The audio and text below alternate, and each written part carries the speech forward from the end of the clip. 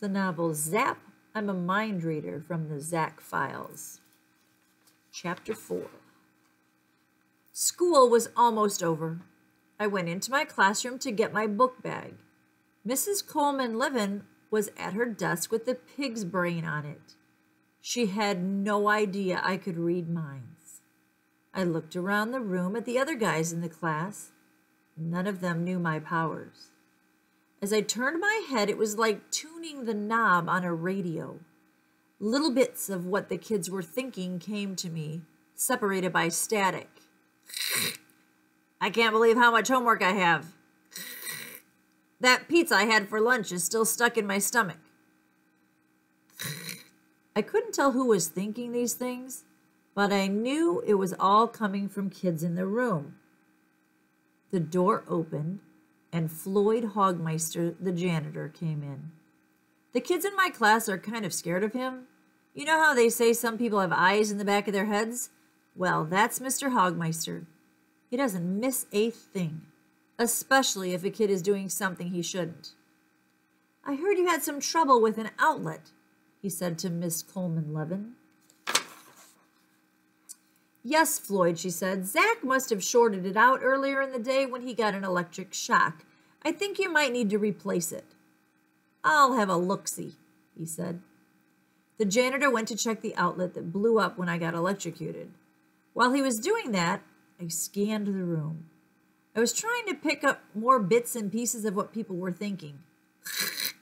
Mom said not to eat too much candy after school. Is a pound too much? I'm going to get an F on that geography test, and Dad's going to go crazy. Kill? Kill today? Kill now? No, kill tomorrow. Whoa! What was this? Did I hear right? I jiggled my head. Then I scanned the room again. If I ask Spencer over, maybe he'll let me copy his homework. Is today the 8th day I've worn this underwear, or only the 7th? Tomorrow, for sure, I'll put on clean ones. I love to kill. Can't kill now. Wait till tomorrow. Kill tomorrow. There it was again. Who was thinking this? I finished stuffing my books into my book bag. Then I looked around the room.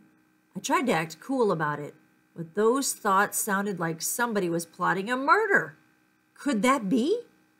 Was one of the 20 kids in our class a crazy psycho killer? No, I knew these guys. They might do stupid things or even gross stuff, but kill somebody? No way. Then my eyes came to rest on the janitor, Mr. Hogmeister. He sure was creepy. But a murderer? I had no idea whose thoughts I was picking up, but I was worried. I thought I better check this out with my teacher. I went up to Mrs. Coleman-Levin's desk. She was marking some papers, frowning. Could I speak to you a moment, Mrs. Coleman-Levin? I asked. She didn't look up from her pile of papers. I'm pretty busy now, Zach, she said. I'm sorry, I said. It's kind of important. She let out this really big sigh.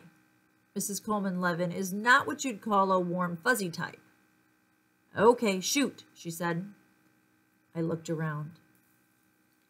A lot of kids were staring at me. So was Mr. Hogmeister. His eyes fastened on me like he was reading my mind. And I swear I heard him say, "This is the kid who shorted out the outlet, little troublemaker.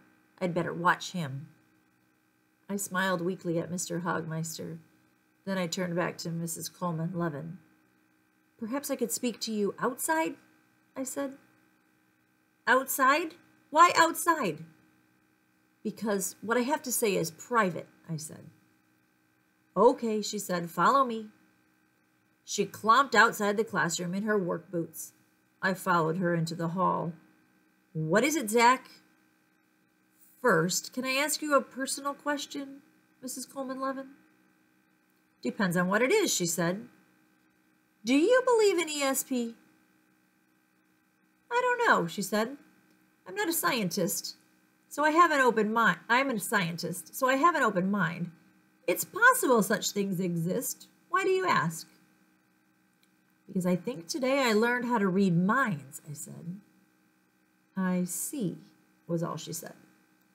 I've been listening to the thoughts of people in the classroom, I told her.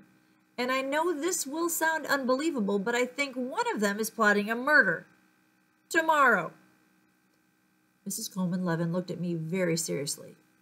You're telling me you read the mind of a murderer, she said. I nodded.